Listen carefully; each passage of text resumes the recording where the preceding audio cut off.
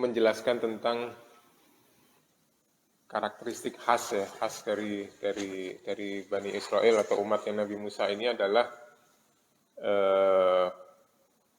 pengen lihat yang sesuatu itu nyata, fisik gitu ya, material, berarti sangat materialistis gitu ya umatnya Nabi Musa ini.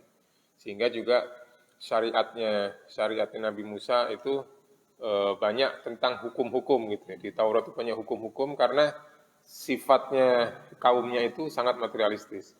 Nanti pada saat Nabi Isa di Injil itu umatnya lebih senang yang sifatnya ruhani, mistis gitu ya. Jadi di Injil itu juga tidak kuat hukumnya masih menggunakan hukum yang di Taurat gitu ya. Jadi karena umatnya, karakteristik umatnya berbeda. Nah, kemudian nanti pas Nabi Muhammad itu digabungkan gitu ya. Materi dan rohani itu digabungkan menjadi Al-Qur'an ini yang lengkap gitu ya. Nah, ini yang dicontohkan di ayat yang kita bahas hari ini itu adalah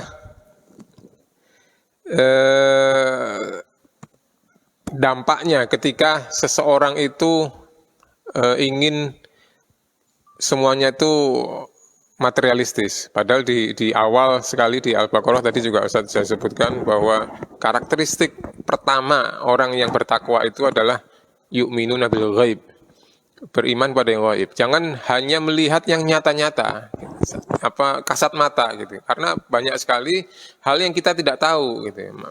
Manusia ini kan makhluk yang lemah, banyak yang kita nggak tahu, nggak bisa lihat, nggak bisa ketahui, nggak bisa pahami. Iman dulu gitu. Iman kepada yang gaib dulu, yang kita nggak tahu.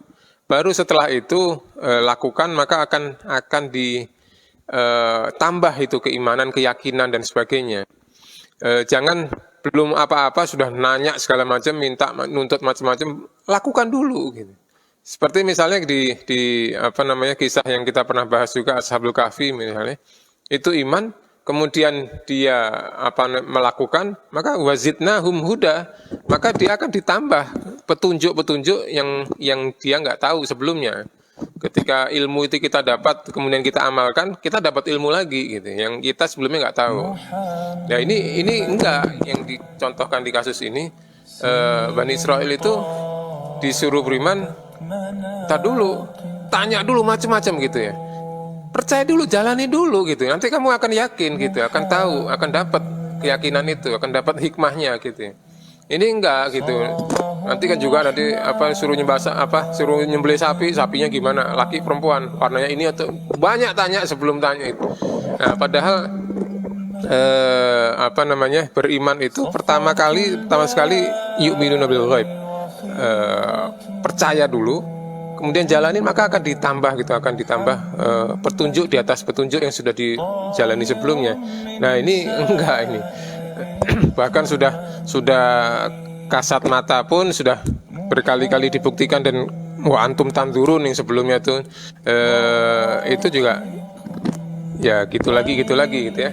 Tapi memang itu sebenarnya karakteristik manusia juga gitu ya, naik turun. Nah, yang pelajaran penting yang kita dapat dari ini, tambahan dari yang ayat yang kita bahas ini, yaitu menurut saya bahwa kalau jangan terlalu banyak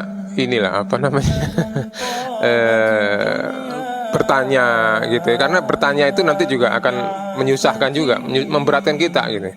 Kita mau ini boleh nggak? Yang boleh tuh ini atau yang ini. Nah itu justru jadi memberatkan kita. Kalau kita dikasih tugas sama dosen sama guru gitu ya, buat makalah tentang puasa misalnya gitu ya. Udah itu jalanin aja, nggak usah puasa Ramadan atau puasa ini, malah tambah berat. Oh, puasa sunnah gitu. Sunnahnya Senin atau Kamis, tambah susah kita ya, menyusahkan kita sendiri. Padahal kalau kita nggak banyak nanya, jalanin aja, udah kita bebas mau mau milih puasa yang mana gitu. Jadi beragama itu awali dengan keyakinan, kemudian amalkan. Setelah amalkan gitu nanti akan bertambah keyakinan itu.